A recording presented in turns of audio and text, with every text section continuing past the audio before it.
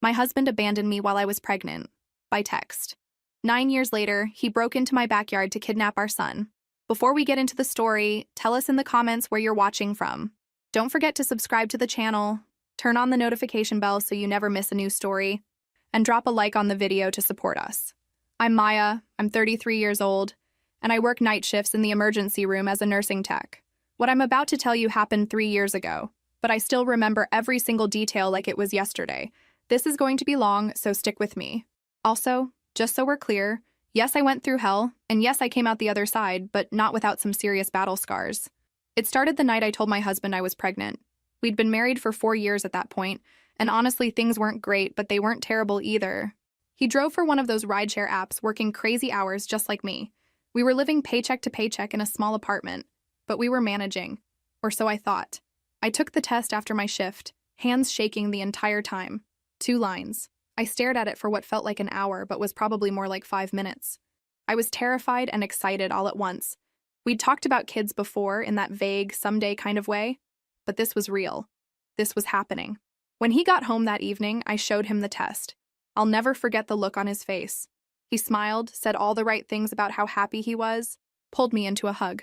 But something was off. His body was tense, and when he pulled back, his eyes looked almost panicked. I told myself I was imagining it, that he was just shocked like I was. Then he started talking about money. The credit cards were maxed out, he said. We had bills piling up that I didn't even know about. How were we going to afford a baby? I tried to calm him down, told him we'd figure it out together like we always did, but he just kept pacing around our tiny living room, running his hands through his hair, muttering about debt and expenses. 3 days later, he kissed me goodbye before his shift and said he was going to drive in the next city over for the weekend. Better fares, he claimed. More money. He'd come back Sunday night with enough to help us catch up on everything. I believed him because why wouldn't I? He was my husband, the father of my child. His texts got less and less frequent. Saturday morning, I got one message. Saturday evening, nothing. I tried calling, but it went straight to voicemail. By Sunday, I was worried sick, texting him every few hours asking if he was okay. Radio silence. Then at 2 a.m. on Monday, my phone lit up. One text. Just 7 words that destroyed everything. I need some time for myself. Before I could even respond, before I could call him, before I could do anything, he blocked me, blocked my number, blocked me on every social media platform, blocked my email, gone, vanished. Like I meant nothing. I sat on our bathroom floor holding that positive pregnancy test, crying so hard I thought I might throw up. I didn't sleep the rest of that night.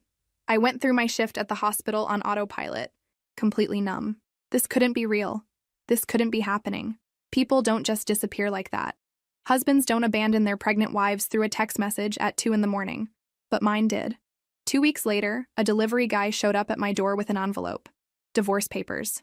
He'd actually filed for divorce. I stood there in my scrubs, just off a 12-hour shift, holding legal documents that officially ended my marriage. There was no note, no explanation, nothing. Just papers to sign. I found out through mutual friends what had really happened. He'd met some young woman as a passenger, started talking to her, and apparently decided she was a better option than his pregnant wife and their struggling life together. He'd moved in with her, just like that. Threw away 4 years of marriage for someone he'd known for what, a few weeks? Maybe a month? I took off the cheap pendant necklace he'd given me on our first anniversary. I stared at it for a long time, this stupid little silver heart that probably cost him $20. Then I ripped it off so hard the chain snapped. I threw it in the trash and didn't look back. If he could throw me away that easily, I could throw away every reminder of him just as fast. That was the moment I decided I was done crying, done waiting for him to come back, done hoping this was all some horrible mistake. He'd made his choice, and now I had to make mine. I was going to have this baby, and I was going to do it alone. I didn't need him. I didn't need anyone who could walk away that easily, but I had no idea how hard it was actually going to be. The first person who noticed something was wrong was my coworker. Her name doesn't matter, but she'd been working emergency room nights for almost 20 years. She'd seen everything, knew how to read people, and could spot trouble from across a crowded waiting area. One night during our shift, she pulled me aside in the break room. She didn't ask invasive questions or pry into my business. She just said she'd noticed I seemed different lately, and if I ever needed to talk, she was there. No judgment. I broke down right there, told her everything. The pregnancy, the abandonment, the divorce papers. She hugged me while I cried, then looked me straight in the eye and said the best thing anyone could have said at that moment. "You're going to get through this, and that baby is lucky to have you." I started writing in a cheap spiral notebook I bought at the pharmacy. Every night after my shift, I'd sit at my kitchen table and write to my baby. Promises, mostly. Promises that I'd protect them, love them, give them everything I possibly could. Promises that they'd never feel unwanted or abandoned the way I felt. It sounds silly, maybe, but writing those letters kept me sane during those early months.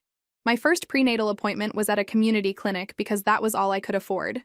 The waiting room was packed with other women, some with partners, some with their mothers, some alone like me.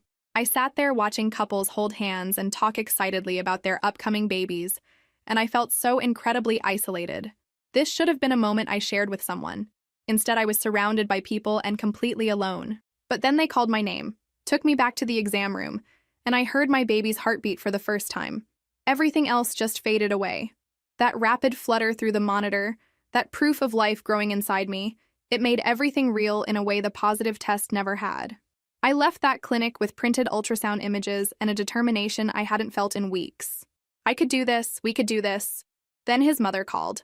I should have known she would eventually. She'd always been pleasant enough to me, in that surface-level way where you know someone doesn't really like you but maintains basic courtesy. Now she didn't even bother with that. She told me her son was confused and going through something. She suggested I think carefully about my choices moving forward. Like I had a choice. Like I'd gotten pregnant by myself. I asked her if she knew where he was. She said yes, but wouldn't tell me. I asked if she'd talked to him about the baby. She said it wasn't her place to get involved in our problems. But here she was, calling me, telling me to consider what I was going to do. The hypocrisy was stunning. I told her very calmly that her son had abandoned his pregnant wife and filed for divorce. That he'd blocked all contact and moved in with another woman. That if he was so confused, maybe he should have thought about that before running away like a coward. She started to argue, but I just hung up. My hands were shaking so badly I had to put the phone down. I touched my stomach, feeling the small curve that was just starting to show, and made a decision right then.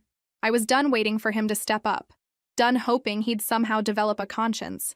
I was moving forward alone, and I wasn't going to waste any more energy on someone who'd made it crystal clear I meant nothing to him. That night, I wrote another letter in my notebook. This one was different from the others. This one was a promise that I would be everything this baby needed. Mother and father if I had to be. Provider, protector, everything. They wouldn't grow up wondering why their father left or feeling like they weren't good enough. I'd make sure they knew they were loved and wanted, even if it was just by me. My coworker noticed the change in me during our next shift together. Said I seemed stronger somehow. More focused. I told her I'd decided to stop hoping he'd come back and start planning for the reality I was actually living in. She squeezed my shoulder and told me she was proud of me. It was such a small thing, but it meant everything. I started making real plans. Figured out my maternity leave. Calculated what I'd get in disability payments. Started looking at cheaper apartments. The numbers weren't great, but they were manageable if I was careful. I called my parents for the first time since everything happened. They lived 3 states away and we weren't super close, but they were shocked and angry when I told them what happened. My mom cried. My dad said some choice words about my husband that I won't repeat but fully agreed with. At night, alone in the apartment I'd soon have to leave because I couldn't afford it by myself, I'd read through all the letters I'd written, dozens of them by now, promises and hopes and plans. This baby was real, growing every day, and would be here before I knew it. Ready or not, I was going to be a mother. And I was going to do it without him. Labor started 2 days before my due date, at 3 in the morning naturally, because nothing about this experience was going to be convenient. I called my coworker first, then my parents, who immediately started the long drive from their state. The contractions were getting closer together fast, and I knew I didn't have much time. My coworker picked me up and drove me to the hospital where we both worked. It was surreal being wheeled through the emergency room entrance as a patient instead of staff. My colleagues were amazing, though, making sure I got into a room quickly, keeping me calm between contractions. My coworker held my hand through the whole thing, coaching me through breathing, wiping my forehead, being the support person I should have had but didn't. My parents arrived just an hour before I delivered. My mom rushed into the room looking terrified, my dad right behind her. They'd driven through the night without stopping. Seeing them there, seeing how much they cared despite the distance that had grown between us over the years, made me cry almost as much as the contractions did. My son was born at 11:47 in the morning on a Tuesday, 7 pounds, 4 ounces. Perfect in every way. They placed him on my chest and I looked down at his tiny face, his eyes squinting against the light, and felt a love so intense it was almost painful. This was my baby, mine, and no one could take that away from me. When they asked about the father's name for the birth certificate, I said no, just mine. My last name only. The nurse looked uncomfortable, but wrote down what I told her. My son would have my name, would be mine alone legally, and every other way. His father had given up any right to be on that certificate when he walked away. My parents stayed for a week, helping me figure out how to keep a tiny human alive when I was running on no sleep and hormones. My coworker visited every other day, bringing food and supplies and her steady presence that kept me grounded. I'd moved to a smaller apartment before the birth, something I could actually afford, and slowly we made it feel like home. But the peace didn't last long. I met with a legal aid attorney 2 weeks after giving birth. She was kind but direct. I needed to file for child support. And to do that, I'd need to legally establish paternity. Even though I knew he was the father, even though we'd been married when I got pregnant, because I'd filed divorce papers that were still being processed, I'd have to force him to acknowledge his son. She explained the process would be long and frustrating. We'd have to locate him first, serve him papers, demand a paternity test, go through court hearings, and he could fight it every step of the way. Based on his behavior so far, he probably would. But I needed to do this. I needed that child support not just for the money, although that was important, but because he didn't get to just pretend his son didn't exist. Finding him to serve the papers was its own nightmare. He'd moved at least twice since leaving me, both times with that woman he'd run off with. The process server went to 3 different addresses before finally catching him. And of course, he refused service the first time, actually running away from the person trying to hand him legal documents. Like a child. A coward. It took 3 months to get him into court for the paternity test. 3 months of delays and rescheduled dates, and his lawyer asking for extensions. When he finally showed up, he looked different. Thinner. Tired. He wouldn't make eye contact with me. His lawyer tried to claim there was doubt about paternity, which made me so angry I thought I might explode right there in the courtroom. We'd been married. I'd never been with anyone else. But this was the game we had to play. The DNA test was quick at least. Swabs for him, swabs for my son, and then we waited. Those 2 weeks were agonizing. I knew what the result would be, obviously, but some tiny part of me worried. What if something went wrong? What if they messed up the samples? What if somehow this didn't work and I couldn't make him pay for what he'd done? During those impossibly hard first months, my elderly neighbor became a lifesaver. She'd knock on my door at least twice a week with containers of homemade food. Soup, casseroles, things I could easily reheat one-handed while holding a crying baby. She'd offer to hold my son while I took a shower or nap, just sitting in my living room rocking him gently. I cried the first time she did it, overwhelmed by this unexpected kindness from someone who barely knew me. The DNA results came back exactly as expected. 99.9% probability of paternity. He was legally, officially, undeniably the father. His lawyer looked disappointed. He looked sick, and I felt nothing but grim satisfaction. Now came the real fight for child support, and everything else he owed his son. The final court date came 8 months after I'd first filed the paternity suit. 8 months of legal back and forth, of him trying every possible delay tactic, of me drowning in paperwork and court dates while caring for an infant. My son was almost a year old by the time the judge made the final ruling. Child support was ordered, retroactive to his birth. The judge wasn't sympathetic to the excuses his lawyer tried to make about financial hardship. "You abandoned your pregnant wife," the judge said, looking at him with obvious disgust. "You have responsibilities whether you want them or not." The amount wasn't huge, but it was something. More importantly, he'd have to pay back everything from the past 8 months in one payment. That retroactive payment hit my account 2 weeks later. I stared at my phone, at the balance that had jumped by some $1,000, and felt like I could finally breathe for the first time in over a year. This money meant security. It meant I could afford things my son needed without choosing between his diapers and my groceries. I used part of it as a deposit on a small house rental. Nothing fancy, but it had a backyard with a covered porch. I bought a hammock at a discount store. Bright colors, cheerful. I hung it on the porch, and that first evening, I sat in it with my son on my lap, gently swaying back and forth, watching the sunset. He laughed, this pure, joyful sound, and I thought maybe we were going to be okay after all. Around the time my son turned 2, I got offered a better position. A clinic in a decent neighborhood needed a tech for regular daytime hours. Better pay, normal schedule, No more overnight shifts that left me exhausted and barely able to function. I took it immediately. Having weekends off, being home at night, it felt like winning the lottery. The new schedule meant I could actually have a life outside of work and caring for my son. On my days off, when the weather was nice, we'd spend time in that hammock together. I'd read to him, or we'd just rock back and forth watching clouds. Those moments were everything to me. Just the two of us, peaceful and content. He started asking about his father around that time. Not in any detailed way. He was only 2, but he'd see other kids at daycare with their dads and notice the absence. The first time he asked where his daddy was, my heart broke a little. I'd been preparing for this question, but it still hit hard. I told him the truth in the simplest way I could. Some people don't know how to stay, but we know how to stay, you and me. We're a team, and we're going to be just fine. He seemed satisfied with that answer, at least for now. I knew the questions would get harder as he got older, but I'd deal with that when it came. My coworker from the hospital and my elderly neighbor became like family. They came over for dinners, celebrated my son's birthday with us, sent cards and small gifts for no reason. These women who owed me nothing had become my support system, my chosen family. I was so grateful for them I could hardly express it. The monthly child support payments were inconsistent at best. Some months they'd come through on time. Other months they'd be weeks late. Sometimes they'd be the full amount, sometimes partial.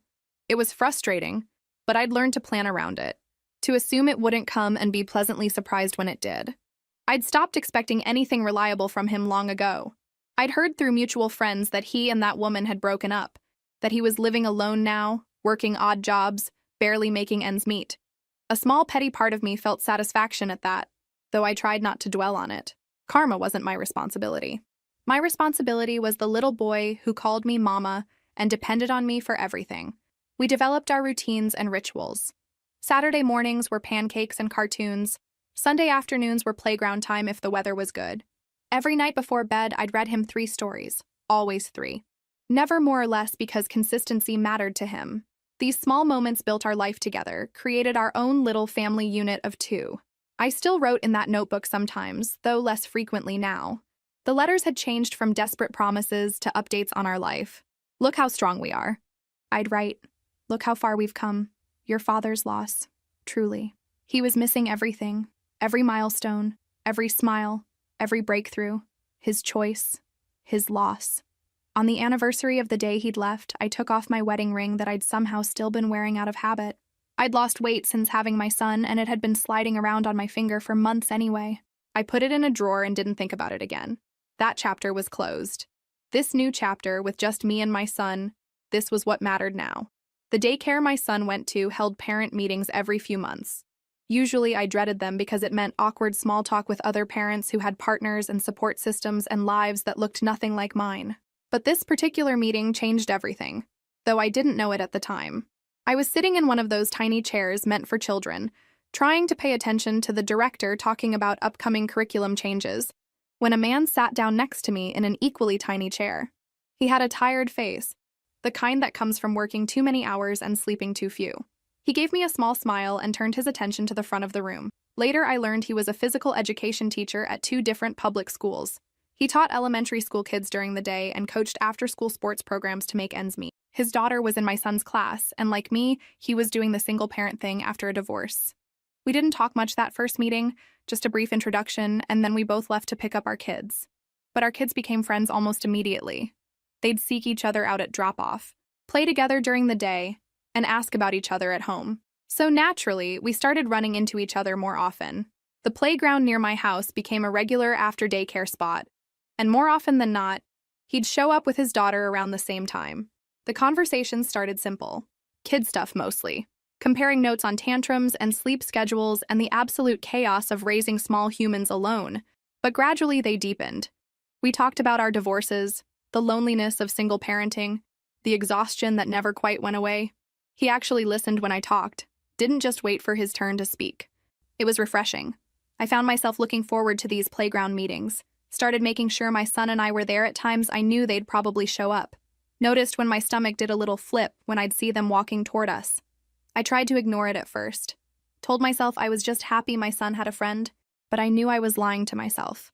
He never pushed anything or made things weird, never crossed boundaries or made me uncomfortable. He seemed to understand instinctively that I came with a whole complicated past, and a son who would always be my first priority. That understanding meant more to me than I could express. So many men would have run the other direction, but he just accepted it as reality and stayed anyway. One afternoon, my son came down with a high fever. It was one of those sudden things where he was fine at breakfast and burning up by lunch. I'd left work early, given him medicine, and was sitting on the couch with him watching a movie when there was a knock at my door. It was him, with more medicine and a new kids' movie still in the wrapper. He'd heard through the daycare that my son was sick and thought these might help. He didn't stay long, didn't try to come in and play hero. Just handed them over with a gentle smile and told me to let him know if I needed anything. Such a small gesture, but I sat there after he left feeling something I hadn't felt in years. Cared for, thought about, like I mattered to someone. A few weeks later, the kitchen faucet started dripping. Not a major problem, but constant and annoying, and of course happening when I had no money to call a plumber. I mentioned it in passing during one of our playground conversations, not asking for help, just venting about how there was always something breaking. He showed up the next day with tools and fixed it in about 20 minutes. I tried to pay him, but he refused. Said friends help each other out. That's what they do. Friends. The word hung in the air between us, loaded with possibility. We were friends, genuinely. But I was starting to want more than that. And from the way he looked at me sometimes, I thought maybe he did too.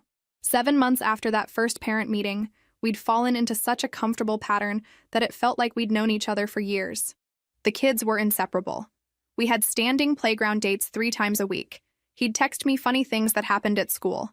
I'd send him pictures when my son did something particularly adorable. It felt natural and easy and right. One evening, after the kids had been playing for hours and the sun was starting to set, they both started begging to have a sleepover. They'd been asking for weeks, but we'd always put them off. Now they tag-teamed us with the kind of united front only small children can manage. We looked at each other, had an entire conversation with just our eyes, and agreed. That night, after the kids finally fell asleep in my son's room, we sat on my porch in the hammock together. Not touching, careful of boundaries, but close. We talked about everything and nothing, about our pasts and futures and what we wanted from life. When he finally left around midnight, he paused at the door and asked if maybe, possibly if I was interested, as we could go on an actual date sometime, just the 2 of us. I said yes before I could overthink it. And when I went to bed that night, I wrote in my notebook for the first time in months. But this time, instead of promises or updates, I wrote about hope. About the possibility of a future that wasn't just me and my son against the world. About maybe, just maybe, letting someone else in. Our first real date was nothing fancy. We went to a pizza place near my house after both kids were with babysitters. I was so nervous I could barely eat at first, but he made me laugh within the first 5 minutes and everything relaxed. We talked for 3 hours straight, barely noticing when the restaurant started closing around us. When he walked me to my door that night, he didn't try to kiss me, just squeezed my hand and said he couldn't wait to do it again. We took things slow, deliberately and carefully. After everything I'd been through, rushing into anything felt dangerous. He understood that without me having to explain it constantly. He'd been burned in his divorce too, knew what it felt like to have trust shattered. So we built something solid, one small brick at a time. The kids were thrilled when we told them we were dating. They'd apparently been discussing it between themselves and had decided it was a good idea, which made us both laugh.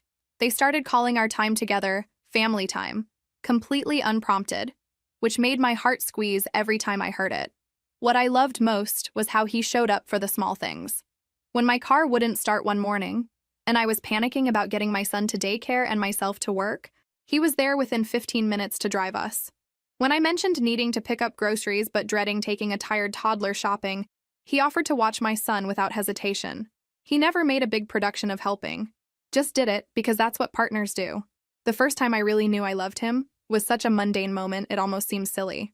We were making dinner together, something we'd started doing on Friday nights with both kids. He was teaching my son how to knead pizza dough while his daughter set the table. I was chopping vegetables and just watching them, watching my son laugh at something he said, watching him be patient and kind and present. That's when it hit me. This was what I'd needed all along. Someone who understood that my son and I were a package deal, who didn't just tolerate that but embraced it. About 5 months into dating officially, my son got sick in the middle of the night. Nothing serious, just a stomach bug, but it was rough. I was doing laundry at 2 a.m, trying to comfort a crying child, completely exhausted. My phone buzzed with a text from him asking if we were okay, that he'd heard my son crying through the walls. We lived in different apartments, but apparently the walls were thin enough he could hear us. 20 minutes later, he was at my door with cleaning supplies and crackers and that medicine that helps with nausea. He helped me clean up, held my son while I changed the sheets again, and stayed until dawn when everything had calmed down. He didn't complain once, didn't act like it was some huge burden. He just helped because that's what you do for people you love. I told him I loved him that morning, both of us exhausted and probably smelling terrible, sitting on my couch while the kids finally slept. He said it back immediately, like he'd just been waiting for me to say it first. We sat there for a while, just existing together in that moment, and I felt more peaceful than I had in years. The relationship progressed naturally from there. He started staying over more often. His daughter brought toys to keep at my place.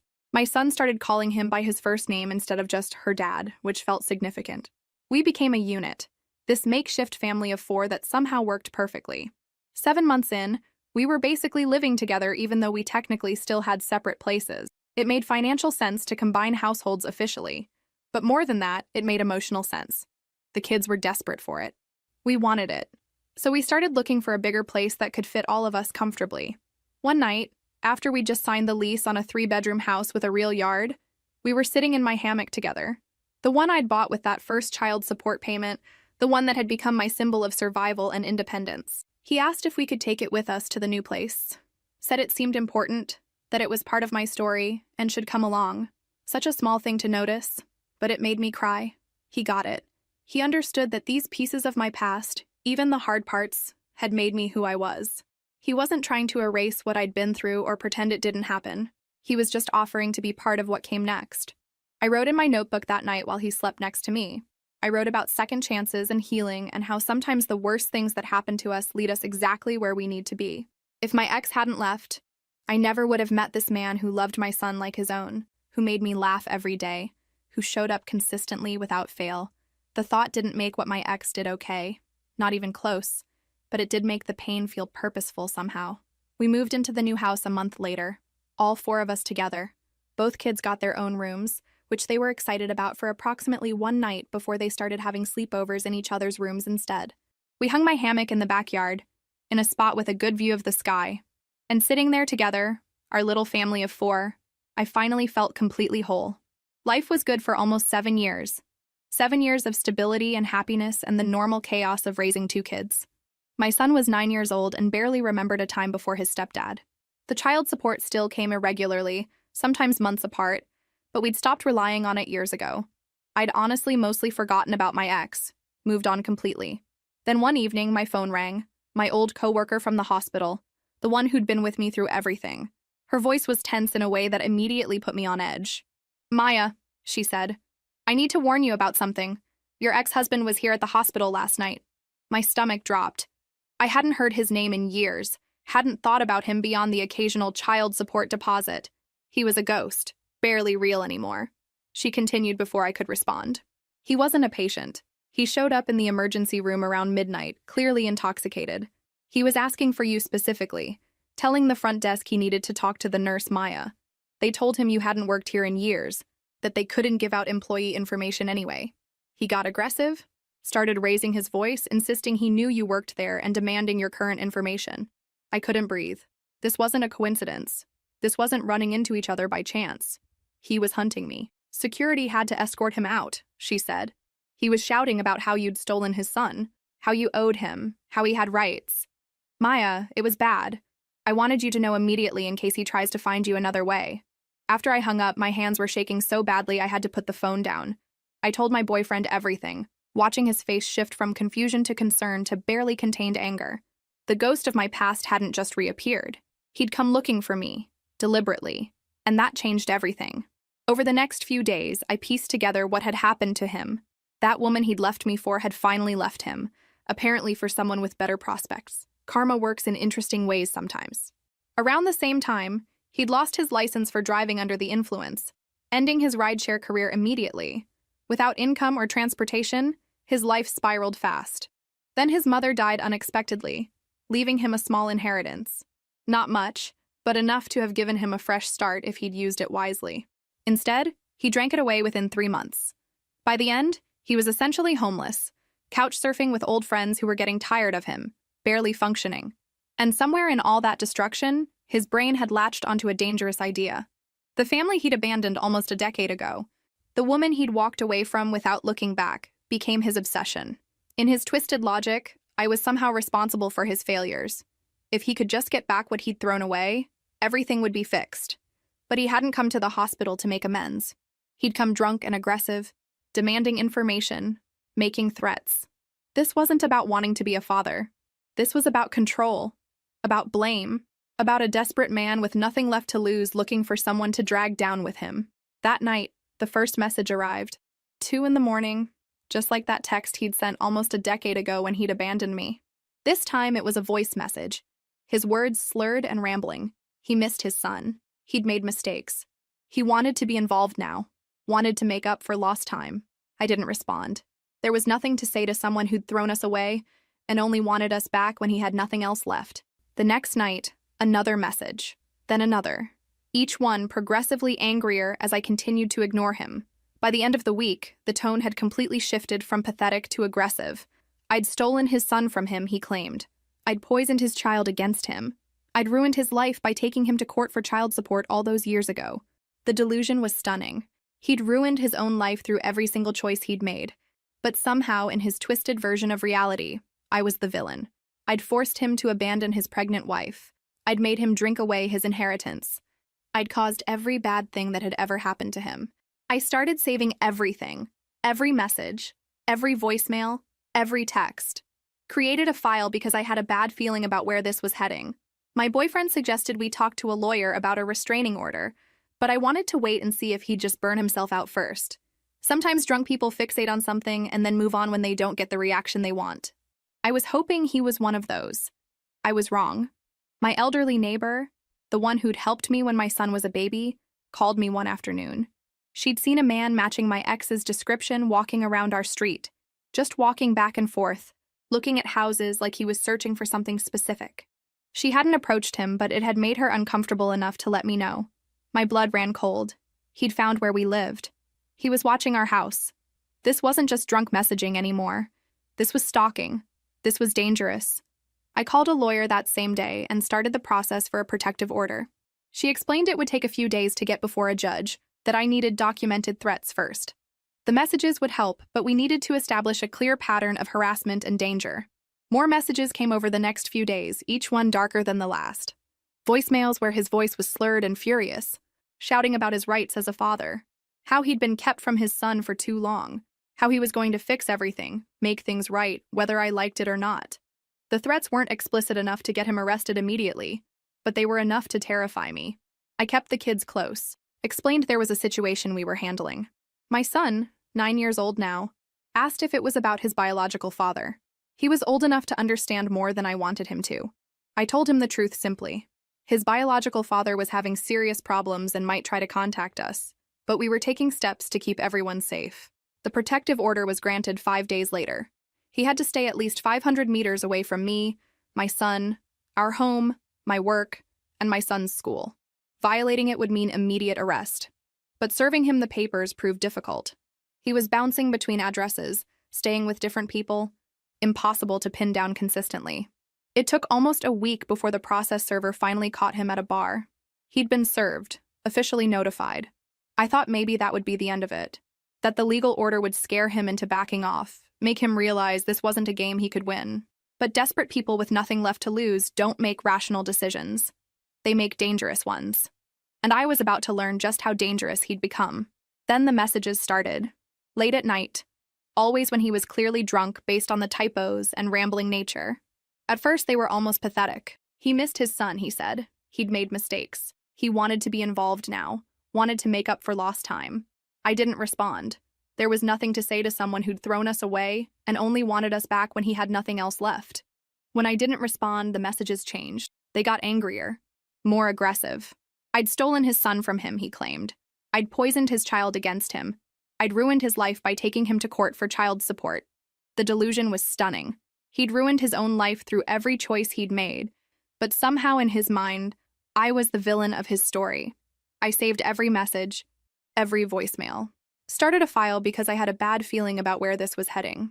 My boyfriend suggested we talk to a lawyer about a restraining order, but I wanted to wait and see if he'd just burn himself out. Sometimes drunk people get obsessed with something and then move on when they don't get the reaction they want. I was hoping he was one of those. I was wrong.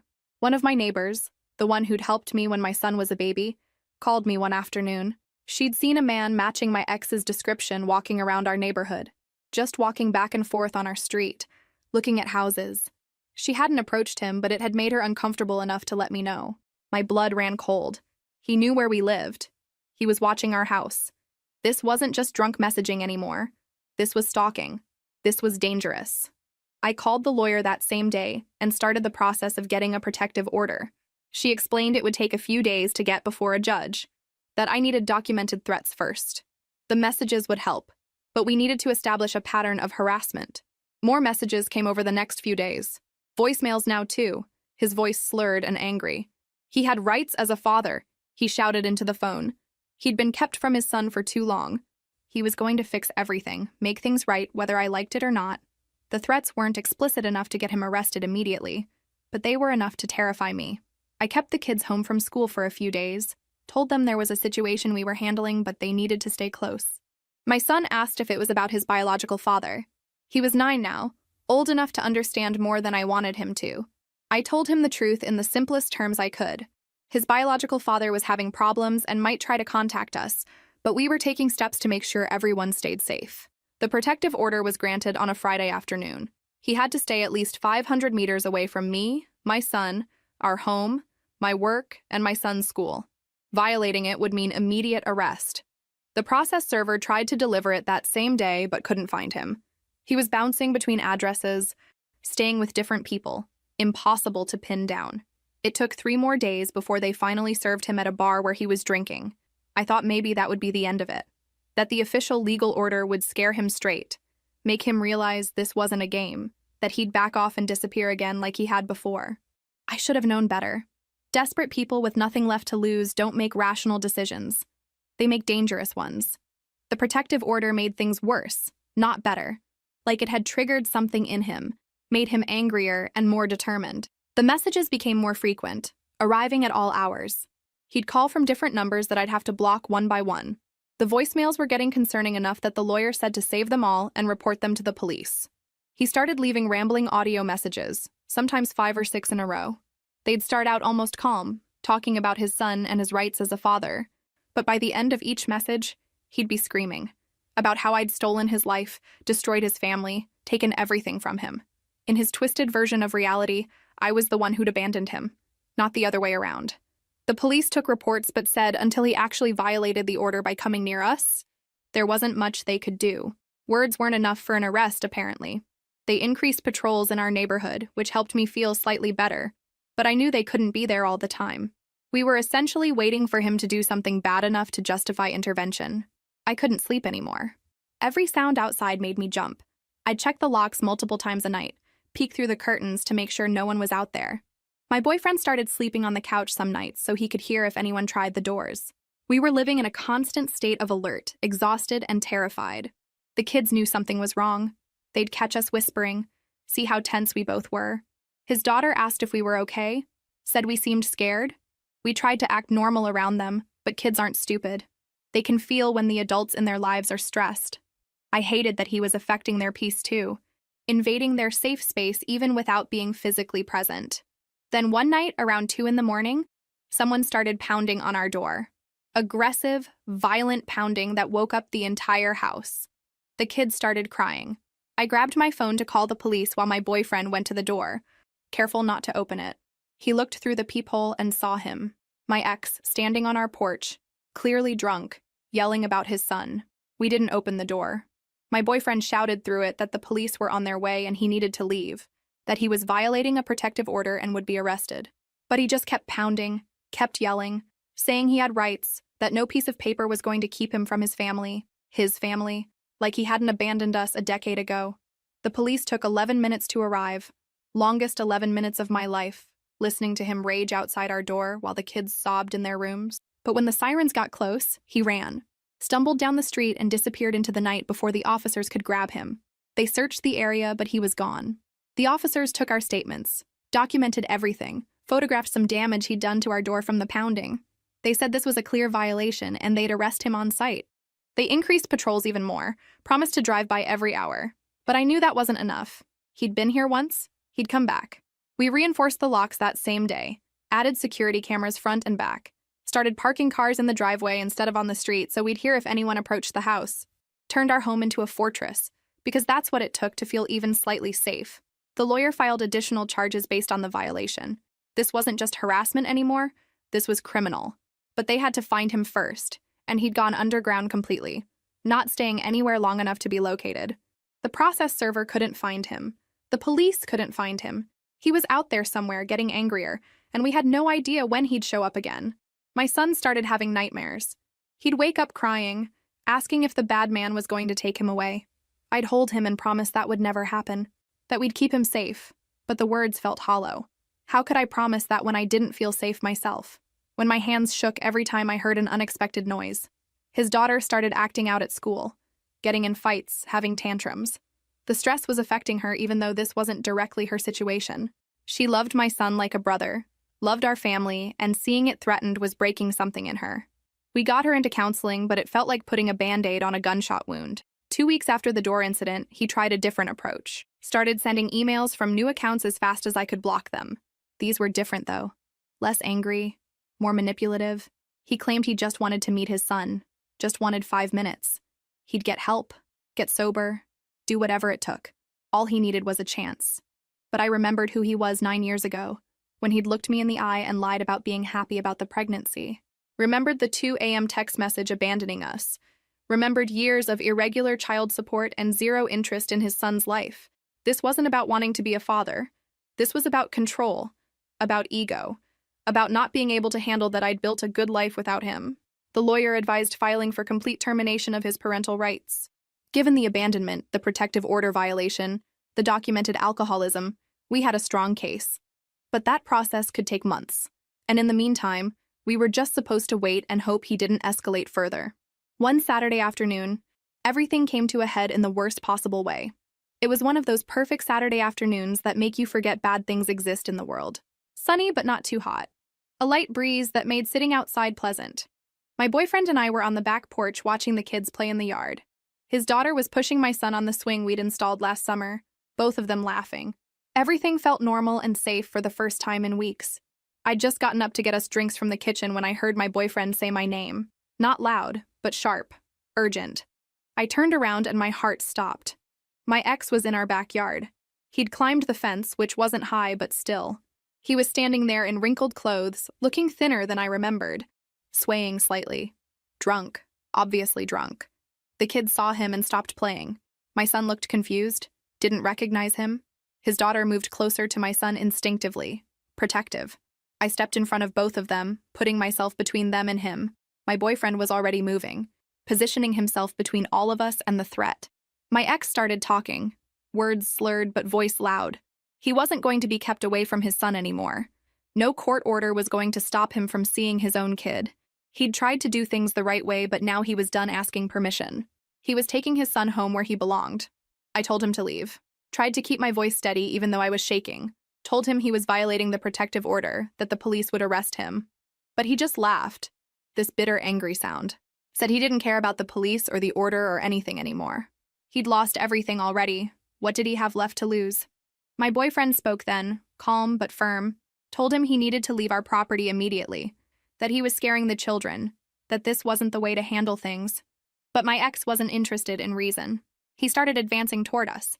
Still talking about his rights, about taking his son. My boyfriend moved fully in front of me and the kids then. Told him one more time to leave. My ex responded by swinging at him, this wild, drunken punch that didn't have much force behind it but showed clear intent. That was the line. That was when everything escalated from scary to dangerous. What happened next was over in seconds but felt like it lasted forever. My boyfriend blocked the punch, grabbed my ex's arm, and in 3 efficient moves had him on the ground. It wasn't brutal or excessive. It was controlled, defensive. The kind of thing someone who knows what they're doing does to neutralize a threat without causing unnecessary harm. But my ex fought back, tried to get up, took a few solid hits before he stayed down. I already had my phone out, was dialing 911 as my boyfriend held him down. The kids were crying, terrified.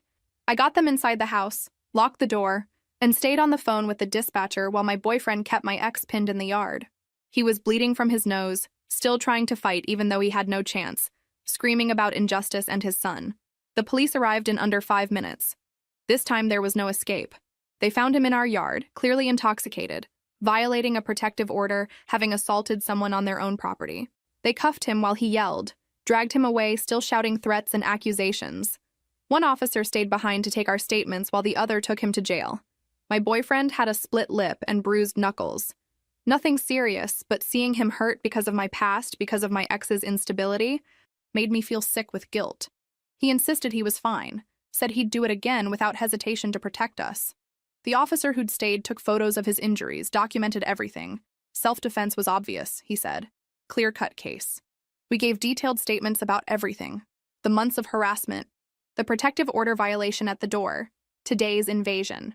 I showed him the file of saved messages and voicemails, weeks' worth of evidence. The officer said this was more than enough to press serious charges. My ex wasn't getting out of this one with just a warning. After the police left, I held my son while he cried. He was asking questions I didn't know how to answer. Why did that man want to take him? Why was he so angry? Was he going to come back? I told him the truth as gently as I could. That man was his biological father, but he was sick and making bad choices. That he couldn't hurt us anymore because the police wouldn't let him.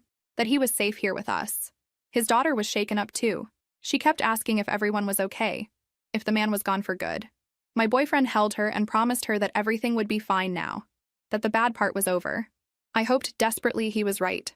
That night, neither kid would sleep in their own rooms. They both ended up in our bed, sandwiched between us, needing the reassurance of our presence. I lay there in the dark, listening to them breathe, feeling my boyfriend's steady presence on the other side, and felt the adrenaline finally wearing off. We'd survived. We were all okay. But the fact that it had come to this, that my ex had forced this confrontation, made me angrier than I'd ever been. The next morning, still exhausted and running on no sleep, I called the lawyer, told her everything that had happened. She said to come in immediately, that we had more than enough now to push for the harshest possible consequences. Not just termination of parental rights, but serious criminal charges that would keep him away from us permanently. For the first time in weeks, I felt like maybe this nightmare was actually ending. My ex spent that first night in jail, and from what I heard through the system, he didn't go quietly. He ranted at the officers processing him, claimed he was the victim, that he'd been set up by his vengeful ex-wife who'd turned his own son against him. The officers documented all of it, every word adding to the pile of evidence that he was unstable and dangerous. Monday morning, I went to the police station to give a formal statement and press charges. The detective handling the case was thorough, asking detailed questions about every incident going back months. I showed him my complete file of saved messages, voicemails, emails, everything. He looked increasingly disturbed as he went through it all, making notes about patterns of escalation and clear threats. My boyfriend came separately to give his statement about the assault. He brought photos of his injuries, his own account of what happened. The detective assured him it was textbook self-defense and that there was zero question about who the aggressor was. My ex had trespassed, violated a protective order, and physically attacked someone protecting children. This wasn't going to end well for him. The charges stacked up quickly. Violation of a protective order, criminal trespass, assault, attempted kidnapping based on his stated intent to take my son. Each one was serious on its own. Together, they painted a picture of someone who'd completely lost control and posed a genuine danger. His arraignment was set for Wednesday. I attended, sitting in the back of the courtroom with the lawyer who'd been helping me through everything. He looked terrible, wearing jail clothes, unshaven, shaking slightly. The judge read the charges, and his face went pale. When asked how he pled, he started to argue, tried to explain his side. His public defender literally put a hand on his arm to stop him, and entered a plea of not guilty. Bail was set high, higher than he could possibly pay. The prosecutor argued convincingly that he was a flight risk and danger to others. The judge agreed, citing the escalating pattern of behavior and violation of previous court orders. He'd stay in jail until trial. I felt relief wash over me so intensely I almost cried right there in the courtroom. Walking out, the prosecutor stopped me. She wanted to discuss the case, explain what would happen next. We'd go to trial within 2 months, most likely. Given the evidence and his behavior, she was confident about a conviction. She asked if I'd considered filing for termination of his parental rights in family court simultaneously. I told her my lawyer was already preparing that petition. The family court hearing happened first, about 3 weeks later. My lawyer presented our case methodically. 9 years of abandonment with minimal contact, irregular child support payments, the recent harassment and violence, my ex's documented alcoholism and instability. The judge listened to everything, reviewed the extensive evidence, and made notes. My ex's lawyer tried to argue that he'd been prevented from having a relationship with his son, that I'd poisoned the child against him. My lawyer calmly pointed out that he'd initiated the abandonment, had blocked all contact, had shown zero interest in his son's life until his own fell apart, that his recent actions weren't those of someone who genuinely wanted to be a father, but rather someone who wanted control and was using his son as a weapon. When asked if he wanted to make a statement, my ex stood up and started rambling about how much he loved his son, how he'd made mistakes but deserved a chance to make it right. But his words were empty, clearly rehearsed by his lawyer. The judge let him finish, then asked one simple question. Can you name one thing about your son? His interests, his friends, his favorite anything? The silence was deafening. He didn't know, couldn't answer, had no idea who his 9-year-old son actually was because he'd never bothered to find out. The judge's expression hardened. That told her everything she needed to know about his true motivations. The ruling came down the next day. Termination of all parental rights granted, effective immediately. He had no claim to my son anymore, no right to visitation, no legal connection whatsoever. The judge noted that my son was old enough now that his wishes mattered, and he'd made it clear through the guardian ad litem that he wanted no contact with his biological father. The judge agreed that was in his best interest. Additionally, the child support was actually increased as a form of financial consequence for the abandonment and attempted violence. He'd pay more than before, and it would be garnished directly from any income he earned. He couldn't dodge it anymore. Every cent would go into an account for my son's future, college, or whatever he needed. The criminal trial happened a month later. I had to testify, recount everything that happened that day in our backyard. It was hard, bringing it all back up, but necessary. My boyfriend testified too, calm and clear about the sequence of events. The kids didn't have to testify, thank God, but their statements to the police were entered as evidence. The prosecution presented the months of messages and voicemails, played some of the most disturbing ones in court. The jury looked increasingly uncomfortable as they listened to him spiral from pathetic to aggressive to outright threatening. His lawyer tried to paint him as a desperate father kept from his child, but the evidence was overwhelming. The jury deliberated for less than 3 hours, guilty on all counts. The judge scheduled sentencing for 2 weeks later. The prosecutor told me to prepare a victim impact statement if I wanted to, that it might influence the sentence. I spent a week writing it, trying to articulate the fear and disruption and trauma he'd caused. At sentencing, I read my statement aloud, talked about the sleepless nights, the children's nightmares, the feeling of being hunted in my own home. The judge listened intently, then delivered the sentence. 1 year in jail, followed by 5 years probation. Permanent restraining order with no possibility of contact until my son turned 18 and could make his own choice about whether to have a relationship. When they led him away, he looked back at me once. I felt nothing. No satisfaction, no anger, nothing. He was just a stranger now who'd briefly ruined my peace but couldn't touch my life anymore. Walking out of that courtroom, I felt lighter than I had in months. The weeks following the sentencing felt like slowly exhaling after holding my breath for months. The constant fear that had been sitting on my chest started to lift. I could sleep through the night again. The kids stopped having nightmares. We dismantled some of the extra security measures we'd put up, though we kept the cameras. Better safe than sorry. Life started returning to normal, or as normal as it could be after everything. My son went back to being a regular 9-year-old, playing with friends and complaining about homework. His daughter stopped acting out at school, her grades improved. The therapy was helping both of them process what had happened. Kids are resilient in ways that constantly amazed me. Work became easier too. I wasn't constantly distracted, checking my phone for threats, jumping at unexpected sounds. My coworkers noticed the change in me, commented that I seemed more relaxed. My old coworker from the hospital, who'd been checking on me throughout everything, took me out for coffee to celebrate that it was finally over. She'd been my rock through so much, and I made sure she knew how grateful I was. My elderly neighbor, the one who'd helped me when my son was a baby and had warned me when she spotted my ex in the neighborhood, brought over a cake. She was getting older now, moved slower, but her kindness hadn't diminished at all. We sat on my porch eating cake and drinking tea while the kids played in the yard. She told me she was proud of how strong I'd been. Coming from her, someone who'd survived her own share of hardships, it meant everything. About a month after sentencing, my boyfriend started acting strange. Not bad strange, just different. He'd get this look on his face sometimes when he thought I wasn't watching, like he was working through something in his mind. He'd start to say something, then stop. I figured he was processing everything we'd been through, giving him space to do that. One evening in early fall, after the kids had gone to bed, he asked me to come sit with him in the hammock. It had become our spot, the place where we had our best conversations. The night was cool enough that we needed a blanket, and I curled up against him, watching stars appear as the sky darkened. He was quiet for a while, just holding me. Then he started talking about the past year, about how scared he'd been during all of it. Not for himself, he clarified, but for me and the kids.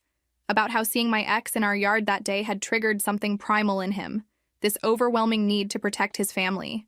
His family. The way he said it made my heart skip. He talked about how proud he was of me, of how I'd handled everything with such strength and grace, how I'd protected my son while still building a good life, how I'd faced down my past when it came back threatening everything. He said he'd known pretty early on that I was special, but watching me through all this had made him certain. Then he shifted, reached into his pocket, and pulled out a small box. My breath caught. He opened it to show me a simple ring. Nothing flashy, but beautiful. He said he'd bought it months ago, before everything with my ex had escalated, had been waiting for the right moment, but every time he'd thought about proposing, something else would happen, and it didn't feel right to add more pressure. But now, he said, now felt perfect. We'd survived the worst together. We'd proven we were a team, that we'd protect each other and our kids no matter what. He wanted to make it official, wanted us to be a real family in every sense. Would I marry him? I was crying before I could even answer. Happy tears, the kind I hadn't cried in years. I said yes immediately, multiple times, while he laughed and slid the ring onto my finger. It fit perfectly. The kids must have been listening from inside, because suddenly they were both running out in their pajamas, jumping around excitedly. He'd asked them first, he admitted. Made sure they were okay with it before asking me. The kids tackled us in the hammock, all four of us tangled together laughing. His daughter asked if this meant we'd all have the same last name. My son asked if he could call him Dad instead of his first name. My boyfriend, my fiancé now, said yes to both with tears in his eyes. We stayed out there for hours, planning and dreaming and being happy in a way that felt earned. The date we picked was 6 months out, giving us time to plan, but not so long we'd drive ourselves crazy with details. We decided on something small in our backyard, just close friends and family. Nothing fancy, nothing expensive, just people who mattered celebrating with us. I called my parents the next day to tell them. My mom cried, said she was so happy I'd found someone who loved me and my son the way I deserved. My dad gruffly said he approved, which was high praise from him. They promised to come help with whatever we needed for the wedding. Planning the wedding became this joyful project that the whole family participated in. The kids had opinions on everything from decorations to what food we should serve. We let them be as involved as they wanted, making it feel like their day too. Because in a way it was. We weren't just joining two people. We were officially becoming a family of 4. At night, when the kids were asleep and we were alone, we'd talk about the future. About maybe buying a bigger house someday. About whether we wanted more kids, deciding probably not. That 4 was our perfect number. About growing old together, watching our kids grow up, eventually having grandchildren, plans that felt real and possible and not at all scary. I still had my notebook, though I rarely wrote in it anymore. But the night we set the wedding date, I added a new entry. I wrote about how sometimes life takes you through hell to get you to exactly where you need to be. About how the worst thing that ever happened to me had somehow led to the best thing. About how grateful I was for this second chance at happiness, at family, at love that actually stayed. The wedding day arrived on a perfect Saturday in spring. We'd kept everything simple like we planned, setting up chairs in our backyard, stringing lights through the trees, putting flowers everywhere the kids had helped pick out. My elderly neighbor had insisted on making the cake, saying it was her gift to us. My old coworker had arranged all the flowers herself, refusing to let me pay for them. My parents arrived 2 days early to help with final preparations. My mom fussed over details while my dad built an arch out of wood and vines for us to stand under. His daughter designed the programs on our computer and printed them at school. My son appointed himself in charge of making sure all the chairs were perfectly straight, a job he took very seriously. The morning of the wedding, I woke up with both kids in my bed again, though for happy reasons this time. They were too excited to sleep. We made pancakes together, our Saturday morning tradition, and ate breakfast still in our pajamas. In a few hours, everything would change officially, but this moment felt important. One last morning as our almost family before we became completely official. Getting ready was chaotic in the best way. His daughter wanted to do my makeup, insisted she knew how even though she was only 11. I let her, and honestly, she did a pretty good job. My son kept asking if it was time yet every 5 minutes. My mom helped me into my dress, a simple cream-colored thing I'd found at a department store. Nothing expensive or elaborate, just something that made me feel pretty. Looking in the mirror, I thought about the woman I'd been 10 years ago. Pregnant and abandoned, terrified and alone. If I could have told her then where she'd end up, I don't think she would have believed me, but we'd made it. We'd survived and built something beautiful from the ruins. The ceremony was short and sweet, just like we'd wanted. Both kids stood up with us, holding rings, beaming with pride.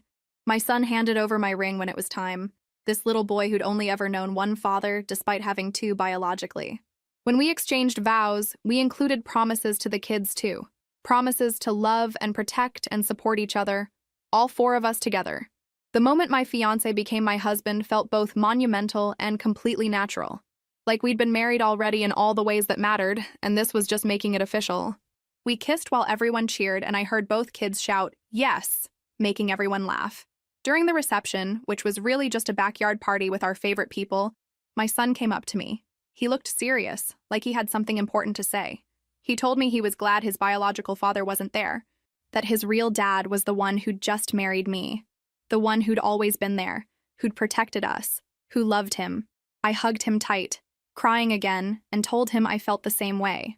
Later that evening, after most guests had left and it was just close family cleaning up, I went inside to change my last name on everything. My work badge, my email, my social media, all of it. My new name, chosen not given to me by someone who'd leave. I stared at my updated profile for a long time, feeling the weight and joy of what it represented. That night, lying in bed next to my husband while the kids slept peacefully in their rooms, I thought about that cheap pendant I'd ripped off and thrown away a decade ago, how angry I'd been, how betrayed, how certain my life was over. I was grateful now that I'd had the courage to throw it away, to let go of something that had only ever been a symbol of broken promises. I got up quietly and found my old notebook, the one I'd been writing in since I was newly pregnant and terrified. I flipped through years of entries, promises to my unborn son, updates on our life, fears, and hopes and dreams. The pages documented a journey I'd never wanted to take but couldn't regret now because of where it had led. I wrote one final entry, dated it with my wedding day and new last name. I wrote about how sometimes the people who are supposed to love us will fail us spectacularly, about how that failure, as much as it hurts, doesn't define us or limit what we can become. I wrote about rebuilding from absolute zero and discovering you're stronger than you ever knew you could be. I wrote about my son, now 10 years old, who'd never known instability despite everything because I'd fought to give him security. About my stepdaughter who'd welcomed us into her family as easily as if we'd always belonged there. About my husband who'd loved me and my son as a package deal, never making us feel like a burden. Most importantly, I wrote about myself. About the frightened pregnant woman who'd been abandoned and the strong mother who'd persevered. About how I'd built a life I was proud of, raised a son who was kind and loved, found a partner who actually deserved the title. About how no one could take any of it away from me because I'd earned every single piece of it through sheer determination. I closed the notebook and put it in a drawer. Someday, maybe when my son was older, I'd let him read it if he wanted. Let him see the whole journey, understand how much he'd been wanted and loved and fought for even before he was born. But for now, it was just mine, a record of survival and strength. Going back to bed, I looked at my husband sleeping peacefully, thought about my kids safe in their rooms, and felt completely content. We'd been through hell and come out the other side as a family. Whatever challenges came next, we'd face them together. And that made all the difference. 10 years ago, I'd lost everything I thought I wanted and gained something infinitely better. A real family, built on choice and commitment rather than obligation. A love that showed up consistently, not just when it was convenient. A life I'd constructed myself, piece by piece, that no one could ever take away. Sometimes the worst thing that happens to you becomes the catalyst for the best thing. Sometimes being abandoned leads you to exactly where you were meant to be all along. I couldn't change my past. Wouldn't want to even if I could because it made me who I was. But I could control my future. And that future looked bright. My son had asked me once, years ago when he was little, why his biological father had left. I'd told him some people don't know how to stay. But we know how to stay, I'd said. You and me were a team. Now that team had grown to 4, and it was stronger than ever. We knew how to stay. We knew how to love. We knew how to build something that lasted. And nobody was ever taking that away from us.